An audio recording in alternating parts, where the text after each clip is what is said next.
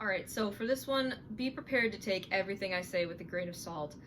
I am a bit biased because my boyfriend is the literal Jack to my Catherine. Hi friends, and welcome to another episode of Stuffed Full Reviews, the show where I review plays, movies, and more in the company of my fluffy friends. Today, I'm super excited because we are looking at Newsies, the Broadway musical! Newsies has music and lyrics by Alan Menken and Jack Feldman respectively, book by Harvey Fierstein, and was directed by Jeff Calhoun. The Broadway musical is based on the 1992 Disney film of the same name, with much of the original music kept in the Broadway adaptation. Newsies was first performed at the Paper Mill Playhouse in New Jersey in September of 2011, and was transferred to Broadway at the Nederlander Theater in March of 2012. The musical follows Jack Kelly, a 17-year-old newspaper seller living in poverty with his fellow newsboys. They are simply trying to get by as best they can, but that becomes difficult when Joseph Pulitzer, the head of the New York World, raises the prices of the newspapers that the Newsies buy so he himself can turn a profit.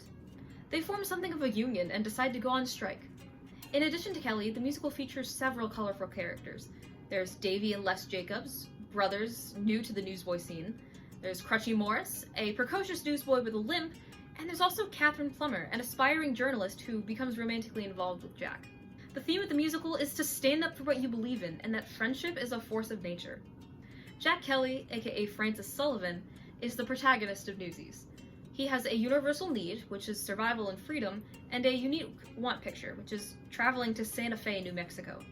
He grows throughout the story. He lives in his childhood fantasy of escaping to Santa Fe, but by the end of the story, he realizes that New York with his friends is pretty great already. Jack takes Davy's idea of forming a union and puts it into action. He leads the strike, and he brings all the newsboys down to Pulitzer's abandoned printing press in Act 2. He also faces Pulitzer head-to-head towards the end.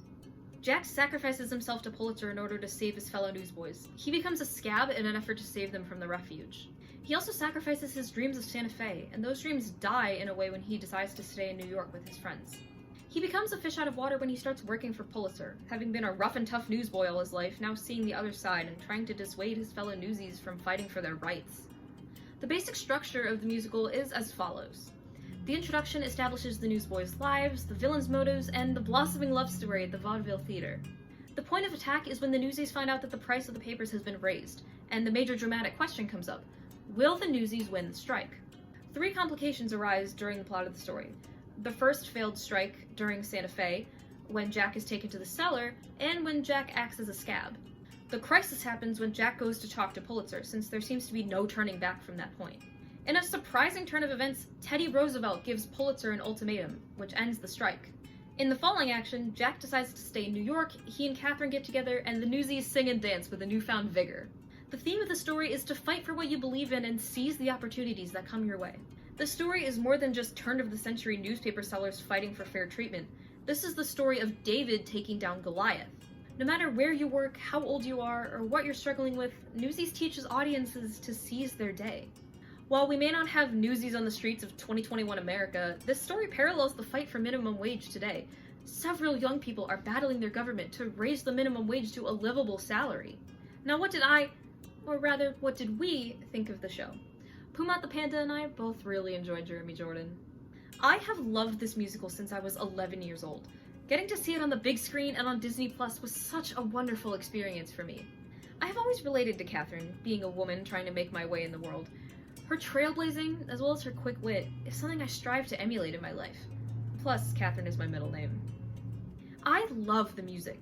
It's written by Disney legends, so one can expect the music to be enjoyable. But this music, however, is very catchy and driving.